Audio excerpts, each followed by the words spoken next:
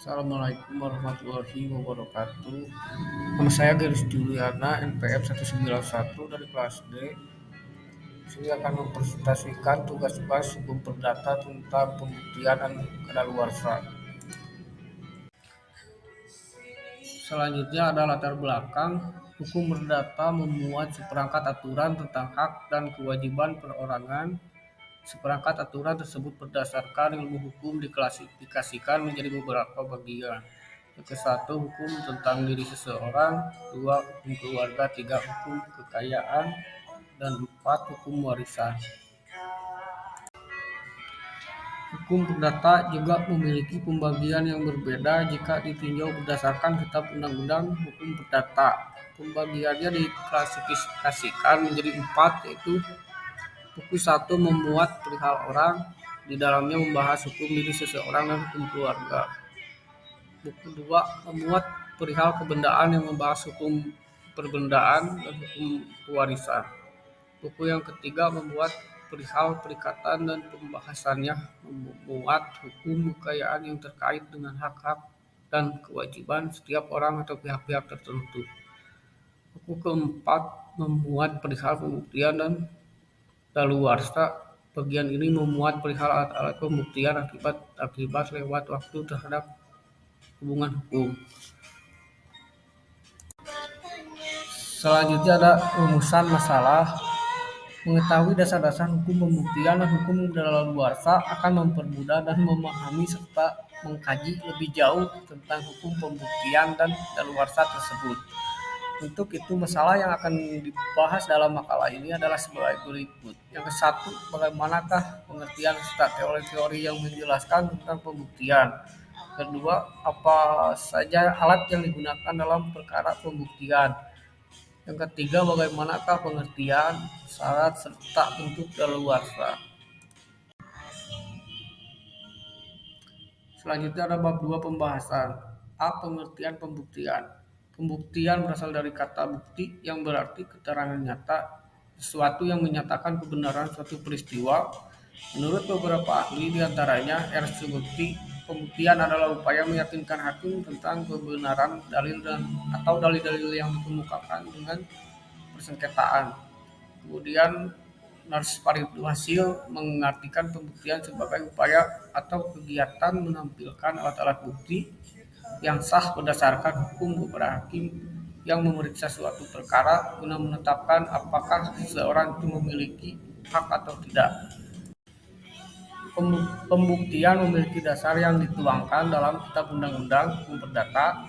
Dasar ini terdapat dalam pasal 1865 yang berbunyi, setiap orang yang mendalilkan bahwa dia mempunyai suatu hak atau guna meneguhkan haknya sendiri maupun membantah suatu hak orang lain, menunjukkan kepada suatu peristiwa, diwajibkan membuktikan adanya hak atau peristiwa tersebut.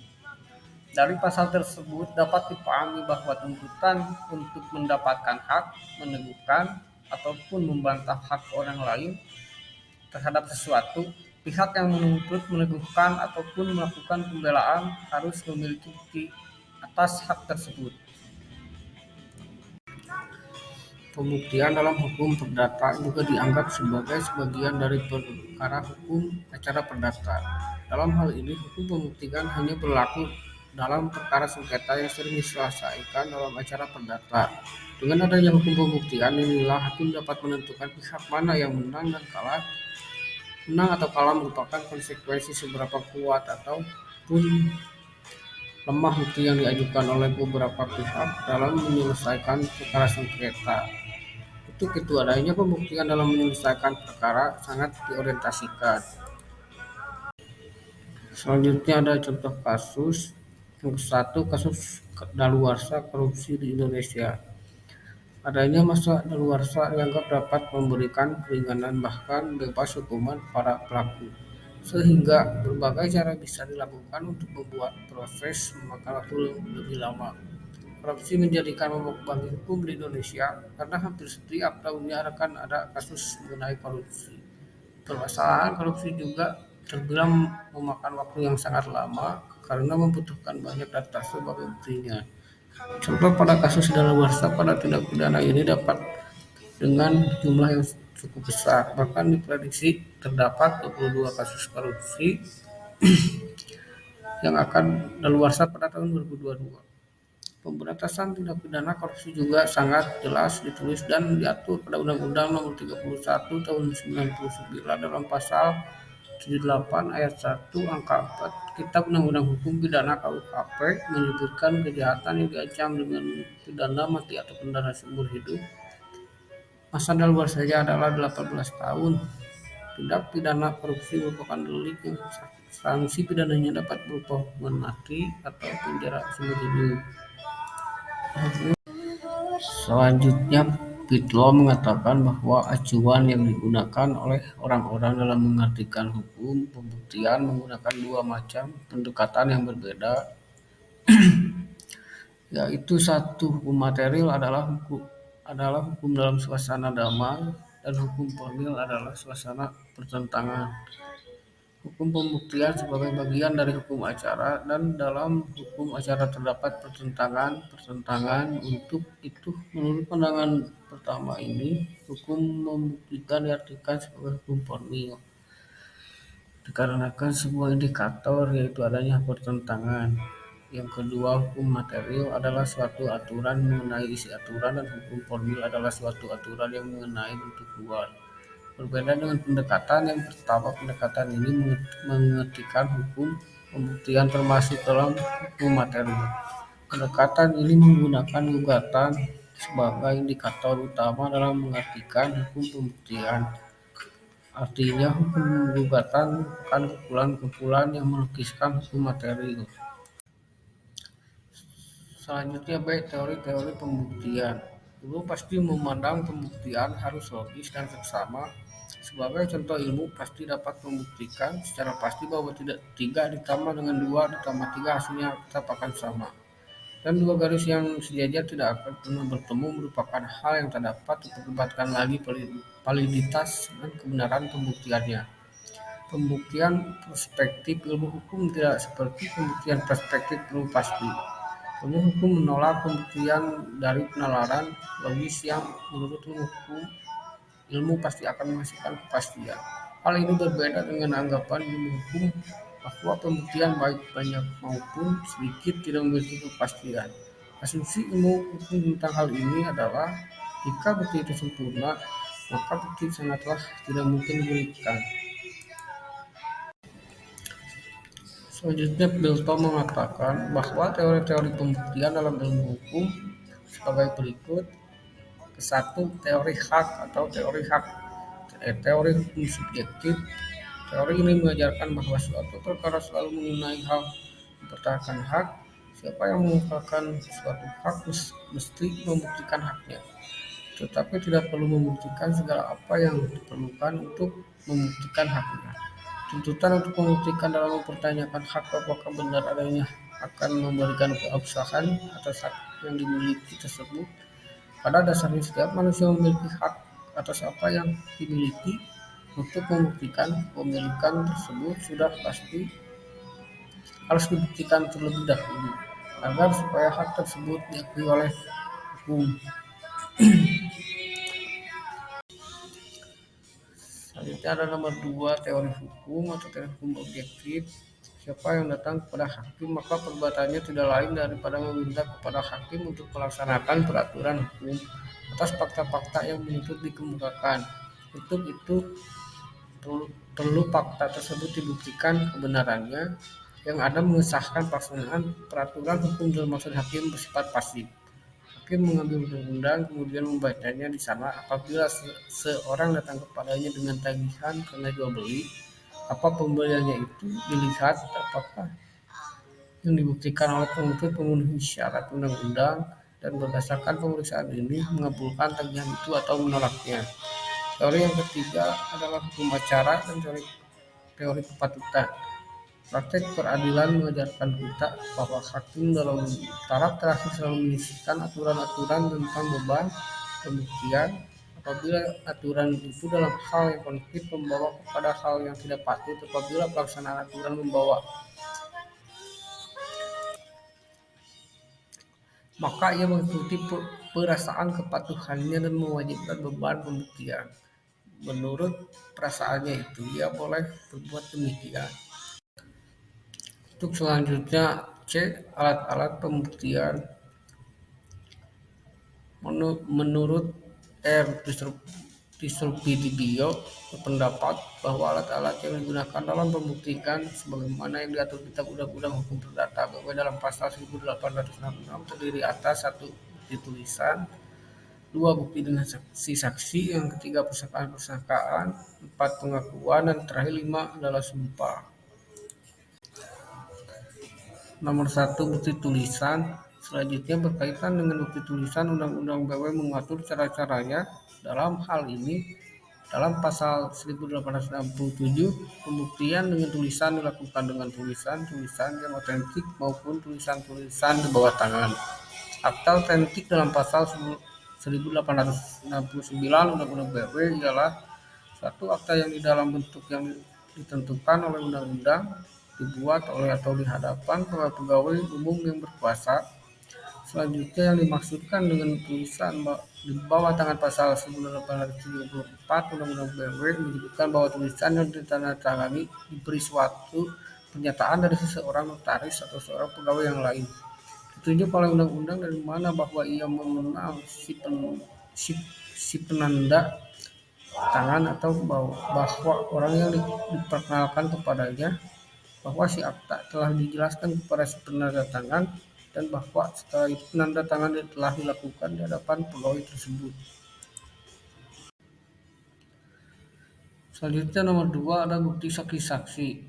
Sesudah pembuktian dengan tulisan, pembuktian dengan kesaksian merupakan cara pembuktian yang terpenting dalam perkara yang sedang diperiksa di depan hakim. Suatu kesaksian harus mengenai peristiwa-peristiwa yang dilihat dengan mata sendiri atau yang dialami sendiri oleh seorang saksi. Jadi tidak boleh saksi itu hanya mendengar saja tentang adanya peristiwa dari orang lain.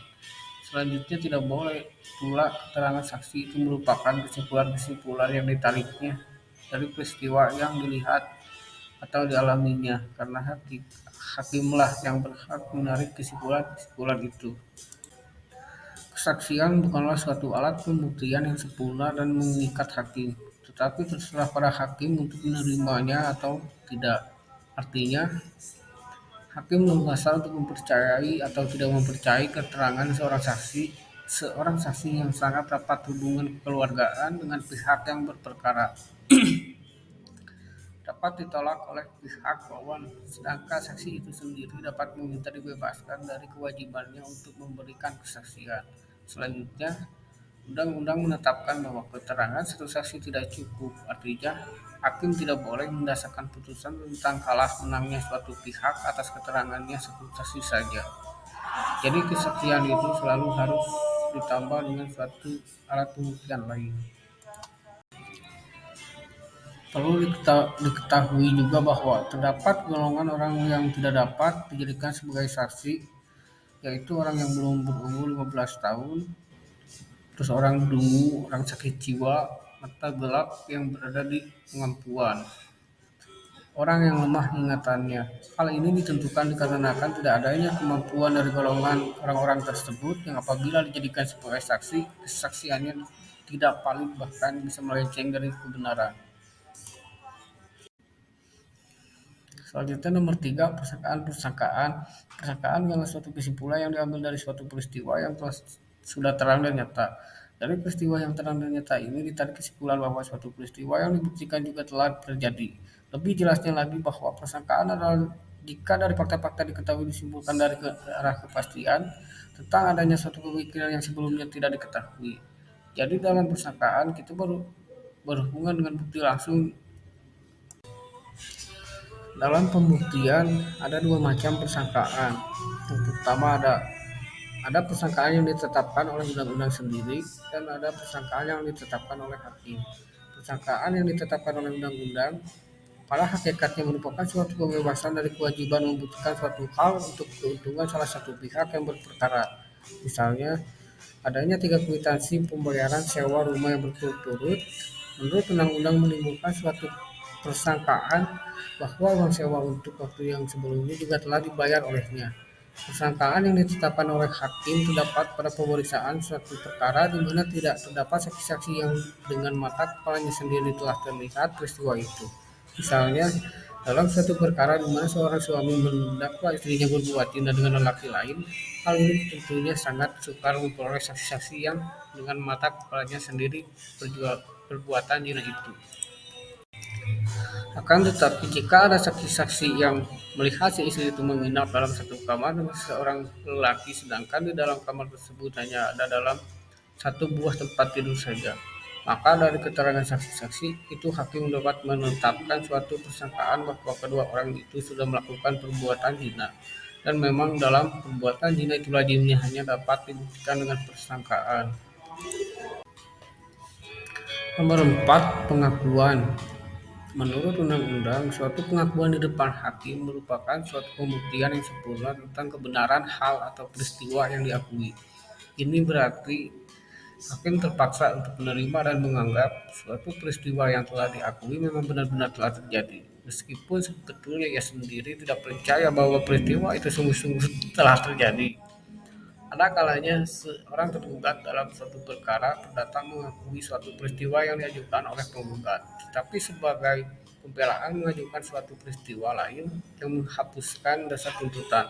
Misalnya, ia mengakui adanya perjanjian jual beli, tetapi mengajukan bahwa ia sudah membayar harganya barang yang telah ia terima dari penggugat.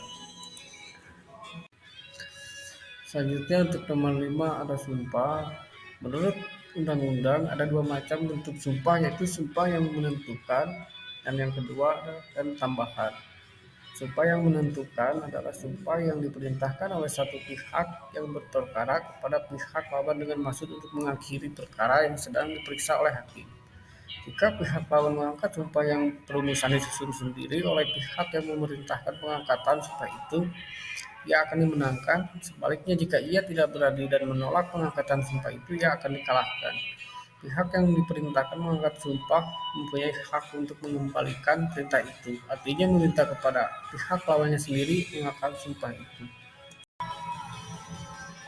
Selanjutnya, pihak yang berpendapat perintah untuk mengangkat suatu sumpah tambahan hanya dapat mengangkat atau menolak sumpah itu, tetapi ia tak dapat mengembalikan sumpah tersebut kepada pihak lawan. Sebenarnya, terhadap sumpah tambahan ini pun dapat dikatakan bahwa ia menemukan juga jalannya perkara, sehingga perbedaan sebenarnya dengan suatu sumpah reses ialah bahwa yang belakangnya diperintahkan oleh suatu yang berperkara kepada pihak lawannya, sedangkan sumpah tambahan diperintahkan oleh hakim karena jabatannya atau institusi sendiri.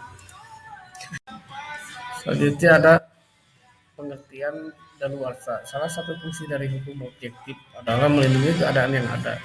Apa yang ada seyogianya dilindungi tanpa masyarakat menghendakinya. Pemilik dari sebidang tanah dalam melawan orang yang memakai sebagian dari tanahnya tanpa izinnya, seorang kreditur dapat menggugat krediturnya yang lalai membayar.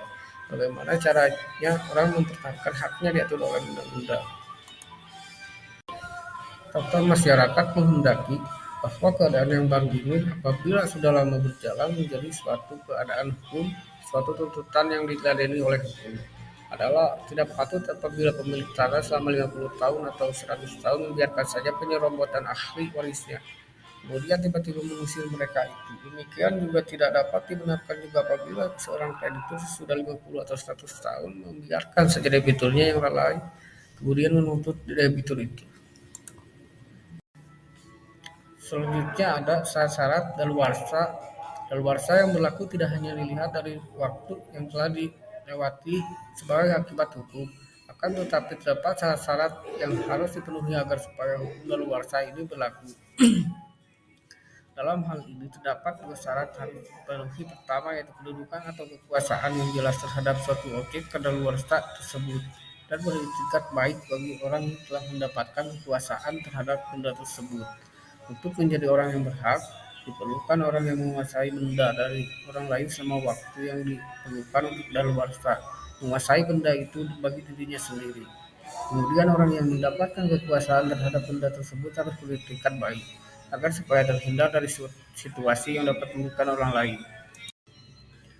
Selanjutnya ada bentuk-bentuk daluarsa. Bentuk daluarsa terbagi menjadi dua macam. Yang Satu adalah eksekusi perjari, adalah lampau waktu yang menimbulkan hak. Syarat adalah adanya kedaluarsa ini harus ada itikat baik dari pihak yang menguasai benda tersebut. Daluarsa bentuk ini juga disebut sebagai daluarsa. Daluarsa bentuk ini juga disebut sebagai daluarsa memperoleh.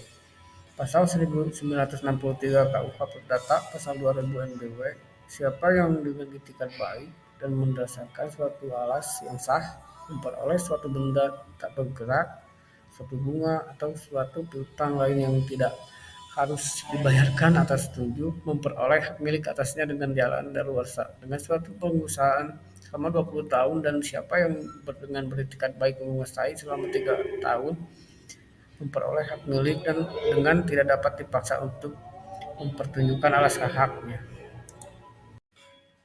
Seorang pecinta yang jujur atas suatu benda yang tidak bergerak lama-kelamaan dapat memperoleh hak milik atas benda tersebut. Dan apabila ia menunjukkan suatu title yang sah, maka dengan daluarsa 20 tahun sejak mulai menguasai benda tersebut, misalnya Udin menguasai tanah perkarangan tanpa adanya title yang sah selama 30 tahun. Selama waktu itu tidak ada gangguan dari pihak ketiga, maka demi hukum tanah perkarangan itu menjadi miliknya dan tanpa dipertanyakan alas hukum tersebut. Selanjutnya ada yang kedua, ekstensi perjaring.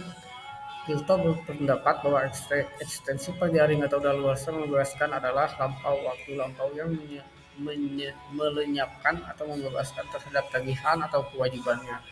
Misalkan dia telah meminjam uang kepada Samsul sebesar 10.000. Dalam jangka waktu 30 tahun uang itu tidak akan ditagih oleh Samsul, maka berdasarkan ketentuan hukum yang berlaku, maka dia dibebaskan untuk membayar utangnya kepada Samsul. Selanjutnya ada bab 3 penutup. Yang pertama, kesimpulan. Hukum pembuktian merupakan sebuah hukum yang digunakan untuk menyelesaikan sebuah perkara sengketa. Hukum ini juga termasuk sebagai pembahasan hukum acara perdata. Sebab dalam perkara acara perdata dibutuhkannya bukti-bukti oleh hakim dalam menyelesaikan perkara yang terjadi. Teori-teori yang menjelaskan hukum pembuktian secara umum terbagi menjadi 3, yaitu teori hak, atau teori hukum subjektif, teori hukum atau teori hukum objektif, dan teori hukum acara dan teori kepatutan. Alat-alat yang digunakan sebagai pembuktian dalam penyelesaian sengketa atau perkara diantaranya adalah bukti tertulis, bukti saksi, bukti persangkaan, pengakuan, dan sumpah. Masing-masing dari setiap alat bukti tersebut memiliki kekuatan hukum untuk digunakan dalam menyelesaikan perkara. Hukum daluarsa mengatur tentang tata cara masyarakat dalam menyelesaikan perkara kekuasaan terhadap suatu benda.